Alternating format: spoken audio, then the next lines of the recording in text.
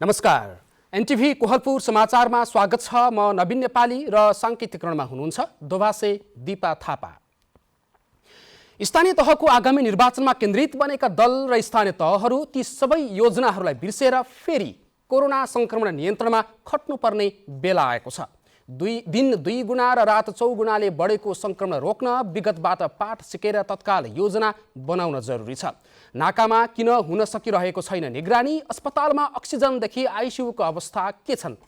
सिमानामा holding सेन्टरदेखि पालिकामा quarantine निर्माणको काम कसरी चलिरहेको छ? अहिलेको प्रमुख विषयहरू हुन्। आजको समाचारमा प्रत्याशित रूपमा बढेको कोरोना संक्रमण र सरकारको सुरक्षा तयारी र लुम्बिनी प्रदेश सरकारको राजधानी निर्माणमा संघीय सरकारको बजेट लगायतका विभिन्न प्रसङ्गहरू छन्। तर सुरुमा प्रमुख समाचार। कोरोना संक्रमण तीव्र गतिमा थपिँदै लकडाउनको अधिकार प्रमुख जिल्लाधिकारीलाई दिँदै जिल्लाको अवस्था हेरेर कदम चाल्न सरकारको निर्देशन।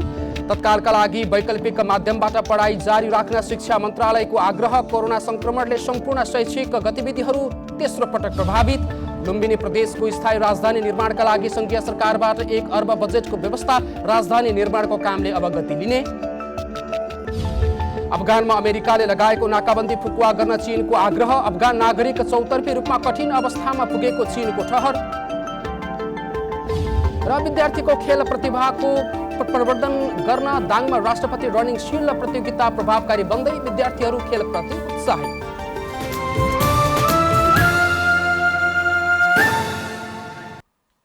समाचार अब विस्तारमा। नेपालमा कोरोना संक्रमित तीव्र गतिमा थपिन थालेका छन्। कोरोनाको तेस्रो लहर सुरु भएको सातामै संक्रमितको संख्या दैनिक 500 देखि 1000 को दरले बढ्न थालेको छ। नेपालमा आज 2444 जनामा कोरोना भाइरसको संक्रमण पुष्टि भएको छ। पीसीआर र एन्टिजेन गरेर 15033 जनाको नमुना परीक्षण गर्दा 16.25% अर्थात् 2444 जनामा संक्रमण पुष्टि भएको स्वास्थ्य तथा जनसङ्ख्या मन्त्रालयले जनाएको छ। यस्तै पछिल्लो 24 घण्टामा 313 जना निको भएका छन्। यो सहित कोरोना संक्रमण मुक्त हुनेको संख्या 8,14,798 पुगेको छ। यही अवधिमा 1 जना सहित कोरोना संक्रमणको कारण ज्यान गुमाउनेको संख्या 11,607 पुगेको छ। यस्तै अहिले नेपालमा 9,522 जना कोरोना भाइरसका सक्रिय संक्रमित रहेको मन्त्रालयले जनाएको छ। यसैबीच पछिल्लो 24 घण्टामा 1,80,457 जनाले कोरोना विरुद्धको खोप लगाएका छन्। सरकारले कोरोना भाइरसको संक्रमण रोकथाम तथा नियन्त्रण गर्न लकडाउन लगायतका सबै किसिमका प्रतिकार्य योजना लागू गर्ने अधिकार प्रमुख जिल्ला अधिकारीलाई दिएको छ। सम्बन्धित जिल्लाको संक्रमण जोखिमको अवस्थालाई मध्यनजर गरेर स्थान विशेषको आधारमा लकडाउन र निषेधाज्ञा लगायत प्रतिकार्य योजना लागू गर्ने जिम्मा प्रमुख जिल्ला अधिकारीको नेतृत्वमा रहेको जिल्लास्थित संयन्त्रलाई दिएको हो। कोभिड संक्रमणको स्थानीय अवस्था हेरी जोखिम नियन्त्रण गर्न एकीकृत कोभिड रोकथाम नियन्त्रण र उपचार कार्य योजना 2078 र स्मार्ट लकडाउन कार्यविधि 2078 को कार्यान्वयन गर्न प्रमुख जिल्ला अधिकारीले पहल गर्ने गृह मन्त्रालयले गरेको आन्तरिक परिपत्रमा भनिएको छ। कार्यविधि अनुसार जिल्ला कोभिड-19 सङ्कट व्यवस्थापन समन्वय केन्द्र र जिल्ला सुरक्षा समिति मार्फत आवश्यक कदम चाल्न सक्ने उल्लेख छ। दुवै संयन्त्रको प्रमुख जिल्ला अधिकारी रहने व्यवस्था छ। 4वटै सुरक्षा निकाय, स्थानीय तह, जिल्ला स्थित जनस्वास्थ्य प्रमुख, उद्योग वाणिज्य सङ्घका प्रतिनिधि लगायतको उपस्थित रहने जिल्ला समितिको सिफारिसका आधारमा जिल्ला सुरक्षा समितिले मानिसको आवागमन नियन्त्रणदेखि जनस्वास्थ्यका मापदण्ड पालना, निषेधाज्ञा वा लकडाउनसम्म गर्ने अधिकार प्रमुख जिल्ला अधिकारीलाई रहेको छ। गृहका प्रवक्ता प्रदीप कोइरालाले जिल्लाको वस्तुस्थिति हेरेर संक्रमण विरुद्ध आवश्यक कदम चाल्न सम्बन्धित जिल्ला स्थित संयन्त्रलाई जिम्मेवारी दिएको बताउनु भएको छ। कोरोना संक्रमणको भयावह बढ्दै जाँदा सरकारले सीमा नाकामा नियमन गर्न सकिरहेको छैन। भारतबाट हुने आवत-जावत व्यवस्थित गर्न नसक्दा कोरोना भाइरसको संक्रमण थप फैलिने खतरा बढेको छ। कोरोना संक्रमण रोकथाम र नियन्त्रणका लागि नाका क्षेत्रमा कसरी निगरानी बढाउनु पर्ला भनेर कञ्चनपुरका केही नागरिकहरूलाई सोधेका छौँ। हेरौँ आजको आवाजमा।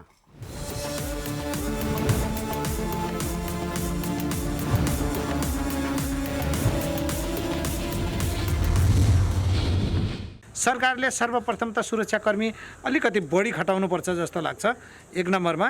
त्यसपछि स्वास्थ्य कर्मीहरूको अभाव छ, त्यहाँ स्वास्थ्य कर्मीको आवश्यकता भएको हुनाले स्वास्थ्य कर्मीको सङ्ख्या चाहिँ थप्नुपर्ने देखिन्छ।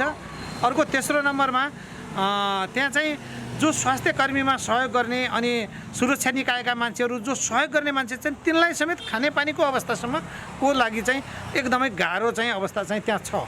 त्यसकारणले यो सबै कुरालाई मध्यनजर गरेर सरकारले अलिकति यो नाकालाई व्यवस्थित गर्न सकेन भने यो समुदाय स्तरमा चाहिँ तुरुन्तै जान सक्ने अवस्था देखिएकोले यसलाई चाहिँ चाँडोभन्दा चाँडो सरकारले व्यवस्थित गर्नुपर्छ जस्तो लाग्छ। मास्क सेनिटाइजरको प्रयोग गरौँ, भौतिक दूरी कायम गरौँ, अनि त्यसपछि सरकारले जुन हामीलाई जुन यो के भन्छ एउटा सेफ्टी फिचरहरू, सेफ्टी जुन नियमहरू बनाएको छ त्यसलाई पालना गरौँ अनि कोरोनाबाट जित्न सकिन्छ।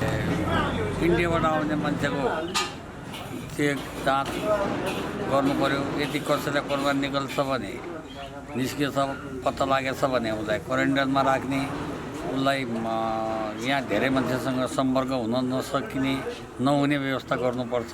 इन्डियाबाट आउने अब नेपाली नागरिक आउन दिन त पर्यो, तर एनटिजी परीक्षण अनिवार्य एनटिजी परीक्षण गर्न पर्यो। एनटिजी परीक्षण गर्दाखेरि उसलाई पोजिटिभ देखियो भने होम क्वारेन्टाइन भन्दा पनि सरकारले चाहिँ क्वारेन्टाइन बनाएर व्यवस्था गर्नु पर्यो। सुरक्षा गार्ड र हेल्थ डेस्कको अनिवार्य सुविधा गर्नु पर्यो।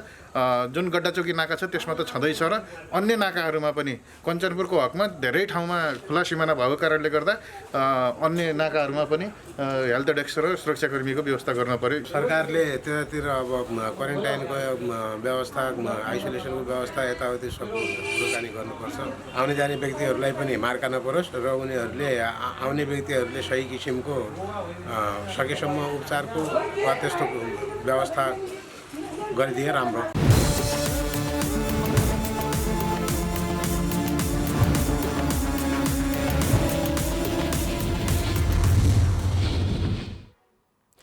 शिक्षा मन्त्रालयले तत्कालका लागि माघ 15 गतेसम्म विद्यालय बन्द हुने भएकाले वैकल्पिक माध्यमबाट पढाइ जारी राख्न आग्रह गरेको छ।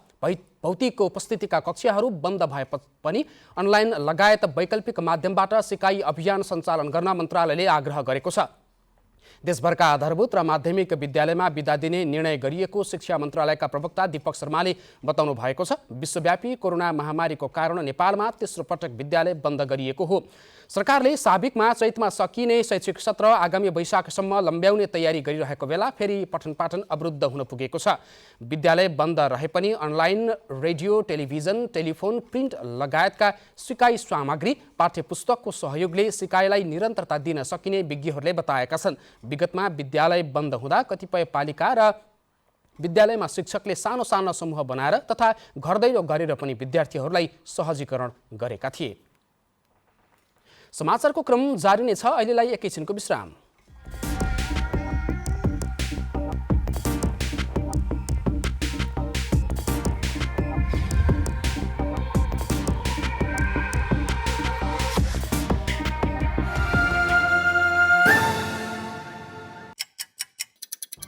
हर घड़ी हर प्रहर,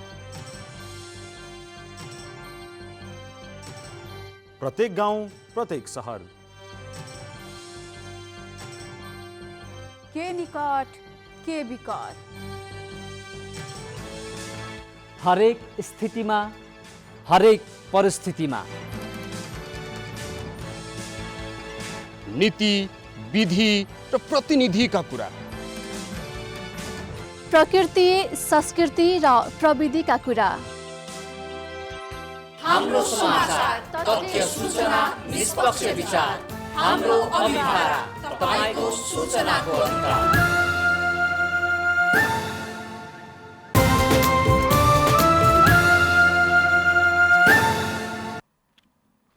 विश्रामपछि समाचारमा पुनः स्वागत छ। अब बाँकी समाचार। लुम्बिनी प्रदेशको स्थायी राजधानी दाङको भालुबाङमा निर्माणका लागि सङ्घीय सरकारबाट 1 अर्ब रुपैयाँ बजेट स्वीकृत भएको छ। अब दाङको देउखुरीको भालुबाङमा स्थायी राजधानी निर्माण गर्ने कार्यले गति लिने प्रदेश सरकारले बताएको छ। लुम्बिनी प्रदेशका मुख्यमन्त्री कुलप्रसाद केसीले प्रदेशको राजधानी निर्माणका लागि सङ्घीय सरकारबाट 1 अरब रुपियाँको बजेट लिन सफल भएको बताउनु भएको छ। यसै साता काठमाडौँमा संघीय सरकारसँगको छलफलबाट लुम्बिनी प्रदेशलाई 1 अरबको बजेट प्रदान गरिएको उहाँले बताउनुभयो। प्रधानमन्त्री शेरबहादुर देउवा, अर्थमन्त्री जनार्दन शर्मा र लुम्बिनी प्रदेशका मुख्यमन्त्री कुलप्रसाद केसी बीच भएको छलफलबाट लुम्बिनी प्रदेशको राजधानी निर्माणका लागि 1 अरब रुपियाँ बजेटको व्यवस्था केन्द्रीय सरकारले गरिदिने सहमति भएको थियो। जग्गा प्राप्ति र बजेटको विषयले पूर्णता पाउन थालेपछि अब राजधानी निर्माणको विषयले गति लिने मुख्यमन्त्री केसीको भनाइ छ। त्यो आफ्नो रफ्तारमै छ। अब त्यसको मास्टर प्लानलाई हामी अन्तिम खाकातिर लग्दैछौँ। ल्यान्ड पुलिङको कार्यलाई पनि सँगसँगै लाँदैछौँ। ल्यान्ड पुलिङको निम्ति हामीले कार्यविधि बनाउनु थियो। प्रदेश सरकारको मुख्य न्यायाधिवक्ताको नेतृत्वमा कार्यदल पनि बनाएका छौँ। कार्यदलले चाहिँ कार्यविधि निर्माण गर्छ। कार्यविधि र ल्यान्ड पुलिङ कसरी गर्छौँ भन्ने कुरा र मास्टर प्लान सार्वजनिक गरिसकेपछि अन्य प्राइभेट क्षेत्रहरू, निजी क्षेत्रहरूलाई आफ्नो कार्य सम्पादन गर्न सजिलो हुन्छ। संघीय सरकारले बजेट प्रदान गरेकोमा मुख्यमन्त्री केसीले सरकारको तर्फबाट विशेष धन्यवाद दिँदै सहयोग गरिदिनका लागि आग्रह गर्नुभएको छ। लुम्बिनी प्रदेश सरकारले राप्ती उपत्यकाको देउखुरीमा राजधानी निर्माणको लागि संघीय सरकारसँग 3 अरब बजेटको माग गर्ने निर्णय मन्त्री परिषदबाट गरेको थियो। 3 अरब मागेका थियौँ। अहिले 3 अरब मागे पनि हामीलाई 1 अरब प्राप्त भएको छ। त्यो भएपछि त्यो अनुसार हामीले कामलाई अगाडि बढाउँछ सरकार। मुख्यमन्त्री केसीको पहलमै प्रधानमन्त्री देउवा र अर्थमन्त्री शर्मासँग भेटघाट पछि संघीय सरकारले 1 अरब प्रदान गरेको हो। यस रकमबाट गुरु योजना, भौतिक संरचना निर्माण र जग्गा अधिग्रहणको कार्य समेत अघि बढाइनेछ। मुख्यमन्त्री केसीले प्रदेश सरकारको नेतृत्व लिएपछि गरेका धेरै कार्यहरूमध्ये राजधानी निर्माण पनि एक महत्त्वपूर्ण हो। यसैले प्रदेश सरकारले विभिन्न निकायसँग छलफल गरी काम अगाडि बढाएमा सोचे भन्दा छिटो प्रदेश राजधानी निर्माण हुनेछ। केशव भण्डारी, नेपाल टेलिभिजन, लुम्बिनी प्रदेश, बुटवल, रूपन्देही। बाँकेको राप्ती सुनारी गाउँपालिका क्षेत्रमा आतंक मच्चाइरहेको मान्छे खाने बाघ नियन्त्रण गर्न प्राविधिक टोली खटिएको छ। बाघलाई नियन्त्रण गर्न चितवनबाट प्राविधिक टोली हिजो बेलुका राप्ती सुनारी पुगिसकेको डिभिजन वन कार्यालय बाँकेका प्रमुख ददिलाल कडेलले जानकारी दिनुभएको छ। उहाँका अनुसार टोलीमा 3 जना प्राविधिक कर्मचारी छन्। बाघलाई नियन्त्रण गर्नका लागि टोली राप्ती सुनारी गाउँपालिकाको फतेपुर पुगिसकेको छ। प्राविधिक टोलीलाई डिभिजन वन कार्यालय र बाँके राष्ट्रिय निकुञ्ज कार्यालयका कर्मचारी, सशस्त्र वन रक्षक तथा नेपाली सेनाले पनि सहयोग गर्नेछन्। बाघको निगरानी गर्न बाँके राष्ट्रिय निकुञ्जले विगत 4 दिनदेखि राप्ती सुनारी क्षेत्रमा 2वटा हात्तीसहित कर्मचारी तथा सुरक्षाकर्मी परिचालन गरिसकेको छ। बाघ नियन्त्रणमा नआउँदा राप्ती पारीका स्थानीय बासिन्दा निकै त्रसित भएका छन्। बाघको आक्रमणबाट बाँकेमा 3 महिनाको अवधिमा 4 जनाको मृत्यु भएको छ। बाघले विगत 1 हप्तादेखि राप्ती सुनारीको बैजापुर, बिनौना र फतेपुरको जङ्गलभित्र मान्छे र पशु चौपायामाथि निरन्तर आक्रमण गर्दै आएको छ। जिल्ला प्रशासन कार्यालय गुल्मीले विद्युतीय राहदानी अर्थात् ई पासपोर्ट सेवा दिन सुरु गरेको छ। विकसित मुलुकहरूले विद्युतीय राहदानी प्रयोग गर्न थालेपछि नेपालले पनि नयाँ पासपोर्ट दिन सुरु गरेको हो। जिल्ला प्रशासन कार्यालय गुल्मीले केही दिनदेखि विद्युतीय राहदानी ई पासपोर्ट दिन थालेको छ। प्रशासन कार्यालयले अहिले सीमित संख्यामा मात्रै राहदानी दिन थालेको हो। प्रशासन कार्यालयमा 3वटा डेस्क राखेर सेवा दिन थालिएको प्रमुख जिल्ला अधिकारी पुण्य विक्रम पौडेलले बताउनुभयो। विद्युतीय राहदानी ई पासपोर्ट सेवा दिन थाले पनि सुरुवाती चरण परीक्षणको रहेको उल्लेख गर्नुभयो। एप्लिकेसन भेरिफिकेसनको काम एउटा डेस्कबाट हुन्छ, दोस्रोबाट फर्दर प्रोसेसिङ गरेर भ्यालिडेसनको काम हुन्छ र यो तेस्रोबाट गएर एप्रुभ गर्ने काम हुन्छ। अहिले हामी चाहिँ सुरु भएको छ भनेर भन्दै गर्दा पनि यो सिस्टम समग्रतामा नयाँ भएको हुनाले हामीले यो ट्रायल चरणमै काम गर्दै गर्दा पनि हामीलाई के अनुभव भयो भने कहिले सरासर चल्ने, कहिले चाहिँ फेरि डिस्टर्बेन्स पनि हुने, यस्तो स्थिति चाहिँ छ। विद्युतीय राजधानी ई पासपोर्ट लिन सेवाग्राही आउने गरेकाले प्रशासनका कर्मचारीको तर्फबाट सेवा नरोकिए पनि प्रविधिका कारणले कहिलेकाहीँ समस्या आउन सक्छ। विद्युतीय राजधानी ई पासपोर्ट लिन सुरुमा आफैले वा साइबरबाट फर्म भरेर तोकेको दिन फर्म लिएर प्रशासन कार्यालयमा जान सकिन्छ। प्रशासन कार्यालयको राजधानी फाँटमा गइसकेपछि 3 चरणमा काम पूरा गरेपछि मात्रै विद्युतीय राजधानी ई पासपोर्ट तयार हुन्छ, जसका लागि प्रशासनमा सुरुमा फारम भेरिफाई गरेपछि राजस्व बुझाउनु पर्ने हुन्छ। त्यसपछि सोही शाखामा रहेको दोस्रो स्टेसनमा फोटो खिचाएर थप भेरिफाई भएपछि अर्को स्टेसनमा जाने जिल्ला प्रशासन कार्यालय गुल्मीका प्रशासकीय अधिकृत उद्धव पन्थीले बताउनु भयो। अन्तिम चरणमा रहेको स्टेसनबाट प्रमाणित गरेपछि विद्युतीय राजधानी ई पासपोर्ट प्रिन्टका लागि राजधानी विभागमा जाने पन्थीले बताउनु भयो। भेरिफाई अफिसरले ओके गरिदिनुहुन्छ। ओके गरिसके पछाडि हाम्रो माथिको सर्भरमा जान्छ, उहीँबाटै फार्म भोलिपल्ट अथवा पर्सिपल्ट प्रिन्ट हुन्छ। त्यस पछाडि उहाँबाट डेलिभरी गर्न लाग्ने समय मात्रै यहाँ आउनु लाग्ने जुन राखिन्छ त्यति मात्रै लाग्ने। विद्युतीय राजधानी ई पासपोर्ट सेवा लिन सक्कल नागरिकता, शैक्षिक प्रमाणपत्र, बसाई सराईको हकमा प्रमाणपत्र, विवाह गरेको खण्डमा विवाह दर्ताको प्रमाणपत्र र राष्ट्रिय परिचय पत्र अनिवार्य गरिएको छ। अब राजधानी लिन लामो समयसम्म लाइन बस्न नपर्ने भएको छ। अनलाइनबाटै फारम दर्ता गरेपछि राजधानी लिन कहिले प्रशासनमा सम्पर्क गर्ने भन्ने दिन पनि फारम भरेपछि तोकिदिने भएकाले त्यो दिन मात्रै प्रशासनमा जान सकिन्छ।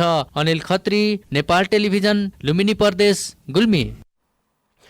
पश्चिम नेपालकै सबैभन्दा अत्याधुनिक र ठूलो क्षमताको दाना उद्योग बाँकेमा सञ्चालनमा आएको छ। नेपालगञ्ज उपमहानगरको क्षेत्रमा उद्योग सञ्चालनमा आएपछि लुम्बिनी, कर्णाली र सुदूरपश्चिम प्रदेशमा कुखुरा, माछा र पशुको दानाको अभाव नहुने उद्योगले जनाएको छ। अत्याधुनिक उद्योगले 1 घण्टामा 100 क्विन्टल दाना उत्पादन गर्ने जनाउँदै उद्योगका सञ्चालक कामरान राईले आवश्यक परेमा एक दिनमा 1000 देखि 1200 क्विन्टल भन्दा बढी विभिन्न दाना उत्पादन गरिने बताउनु भएको छ। उद्योगका लागि 90,000 क्विन्टल क्षमताको गोदाम समेत निर्माण गरिएको सञ्चालक राईले बताउनु भएको छ। उहाँले अब दानाका लागि यस क्षेत्रका किसानहरूलाई चितवन वा अन्य जिल्लामा जानुपर्ने बाध्यताको अन्त्य भएको समेत बताउनु भयो। दानाको समस्या समाधान भएपछि कुखुरा पालन, माछा पालन र पशुपालनमा समेत वृद्धि हुने अपेक्षा गरिएको छ। उद्योगको नेपाल सरकारका कृषि तथा पशुपन्छी विकास मन्त्री महेन्द्र राय यादवले उद्घाटन समेत गर्नुभएको छ। समाचारको क्रम जारी नै छ, एकैछिनको विश्राम।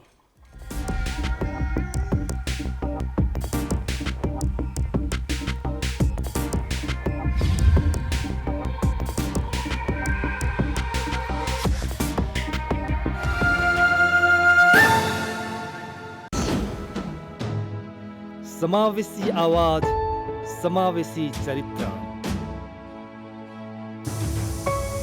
बेग्लै अस्तित्व, पहिचान सर्वत्र। दृश्यहरूको भिडमा तपाईकै दृश्य, कला, संस्कृति र प्रकृतिको शब्दचित्र। अनुहारहरूको भिडमा तपाईकै अनुहार, अनेक नेपालीको एक अनुहार। एनटिभी कोहलपुर।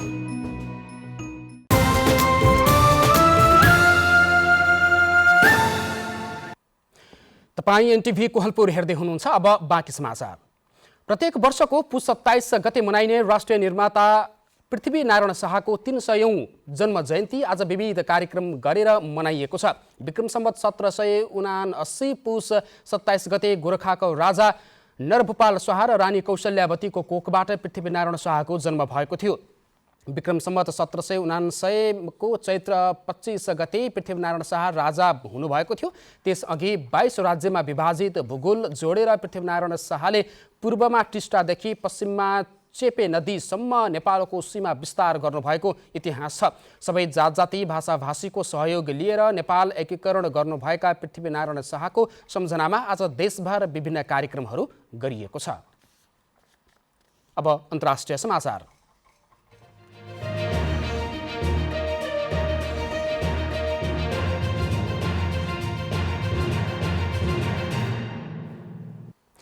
अमेरिकाद्वारा अफगानिस्तानमाथि लगाइएको नाकाबन्दी एवं विभिन्न प्रकारका प्रतिबन्धहरू फुकुवा गर्न चीनले आग्रह गरेको छ। अमेरिकाले पछिल्लो समयमा अफगानिस्तानमा तालिबान सत्तामा आएपछि विभिन्न नाकाबन्दी लगाएको छ। हाल अफगानिस्तान निकै अप्ठ्यारो अवस्थामा रहेको, हिमपात तथा चिसोका कारण अफगान नागरिकहरू निकै अप्ठ्यारोमा परेको र मानवीय सहायताको पनि खाँचो परिरहेकाले अमेरिकालाई नाकाबन्दी फिर्ता गर्न आग्रह गरिएको छ। मन्त्रालयको नियमित पत्रकार सम्मेलनका क्रममा चिनिया विदेश मन्त्रालयमा आयोजना गरिएको पत्रकार सम्मेलनमा प्रवक्ताले अफगान नागरिक यति बेला निकै कठिन अवस्थामा रहेको बताउनु भएको छ। त्यहाँको आर्थिक अवस्था पनि नाजुक रहेकाले अफगानिस्तानमाथि अमेरिकी सरकारले लगाएको आर्थिक लगायतका विभिन्न नाकाबन्दीहरू फुकुवा गर्नुपर्ने उहाँको भनाइ छ। चीनले अफगानिस्तानलाई मानवीय सहायताका सामग्रीहरू उपलब्ध गराउँदै आएको बताएको छ।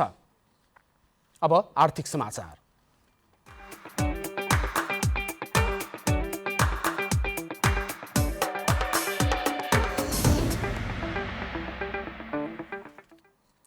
शेयर बजार परिसूचक नेप्से आज पनि बढेको छ। हिजो 19 अङ्कले बढेको नेप्से आज 49.19 अङ्कले बढेर 2834.13 बिन्दुमा पुगेको छ।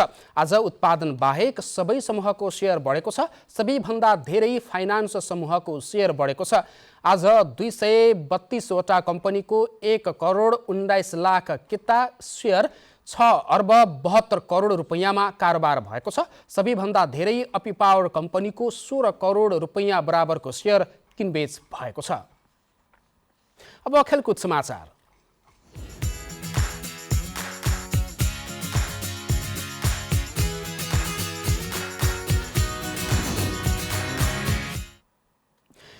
विद्यार्थीहरूको खेल प्रतिभाको प्रवर्धन गर्न दाङमा राष्ट्रपति रनिङ सिल्ड प्रतियोगिता प्रभावकारी देखिएको छ, जसले विद्यार्थीहरूको खेल प्रतिभाको पहिचान गरेर राष्ट्रिय स्तरसम्म पुर्याउन मद्दत गरेको छ। प्रतियोगितालाई विद्यार्थीहरूले उत्सवको रूपमा समेत लिने गरेको बताएका छन्।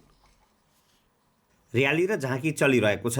स्थानीय कला संस्कृति र विविधतालाई झल्को दिने गरी विद्यार्थीले कला प्रस्तुत गरेका छन्। झाँकीपछि विद्यार्थीले राष्ट्रपति रनिङ सिल्ड उपाधि जित्नका लागि खेल प्रतियोगितामा भाग लिनेछन्। माध्यमिक तहसम्मका विद्यार्थीहरूका बीचमा आयोजना गरिने प्रतिस्पर्धाले विद्यार्थीको खेल क्षमता अभिवृद्धि गर्न मद्दत गरेको छ, जसले गर्दा विद्यार्थी खेलाडी उत्साहित भएका छन्। स्कुलमा पढ्न आएको बेला सरहरूले हामीलाई धेरै गेममा सहभागी हुन मद्दत गर्नुहुन्छ। यसले हामीलाई राष्ट्रिय अनि अन्तर्राष्ट्रिय खेलकुदमा पनि जान मद्दत गर्छ। हाम्रो फ्युचर बन्छ। यसले गर्दा हामी पढाइमा मात्रै अघि नभएर खेलमा पनि अघि जानुपर्छ। विद्यार्थीको ध्यान किताबमा मात्रै नभएर खेल प्रतिभाको विकास गर्नका लागि लबी नगरपालिका स्तरीय 4थो राष्ट्रपति रनिङ सिल्ड प्रतियोगिता आयोजना गरिएको छ। लबी नगरपालिकाको सहयोगमा सूर्य विनायक माध्यमिक विद्यालय नर्तीको आयोजनामा प्रतियोगिता सुरु भएको हो। प्रतियोगिताले विद्यार्थीको अन्तर्निहित प्रतिभाको पहिचान गर्न तथा प्रवर्धन गर्न मद्दत पुग्ने आदर्श माध्यमिक विद्यालय देवपुरका शिक्षक टुकाराम पौडेलले बताउनुभयो।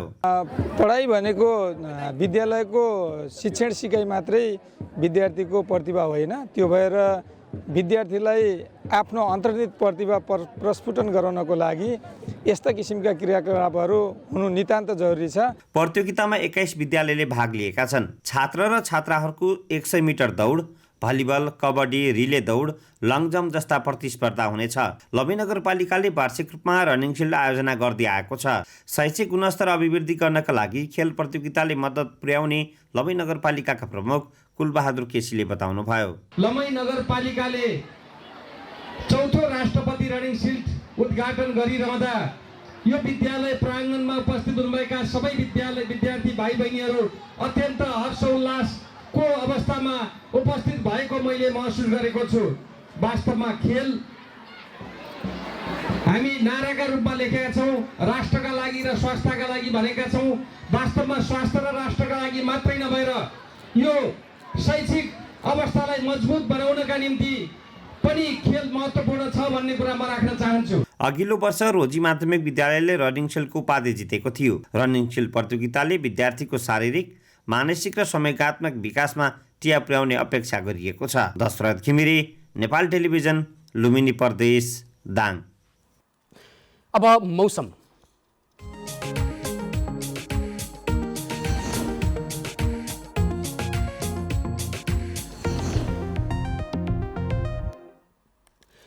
हाल देशमा पश्चिमी न्यून चापीय प्रणालीको प्रभावको कारण सुदूरपश्चिम कर्णाली र लुम्बिनी प्रदेशहरूमा सामान्य बदली रही बाँकी प्रदेशहरूमा आंशिकदेखि सामान्य बदली भएको छ। आज राति पनि सुदूरपश्चिम र कर्णालीमा आंशिकदेखि सामान्य बदली रही अन्य प्रदेशहरूमा आंशिक बदली रहनेछ। उच्च पहाडी तथा हिमाली भूभागहरूमा थोरै स्थानहरूमा हल्का हिमपातको सम्भावना समेत रहेको छ। अब मौसम सम्बन्धी थप विवरण।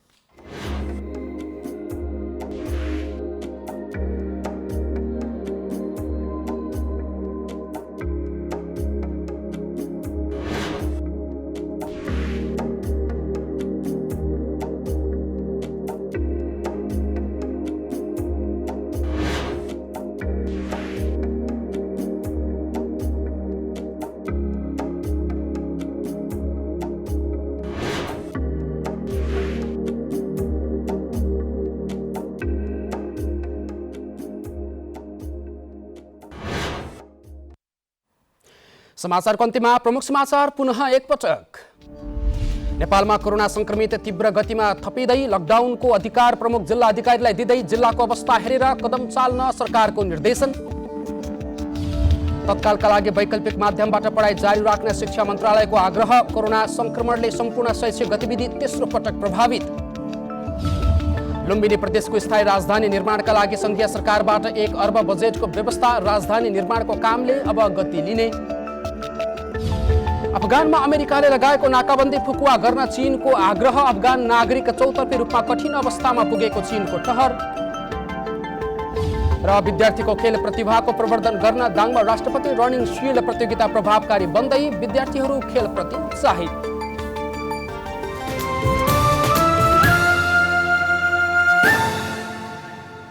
अवस्था समाचारको सिलसिला यति नै। बिदा दिनुहोस्। नमस्कार।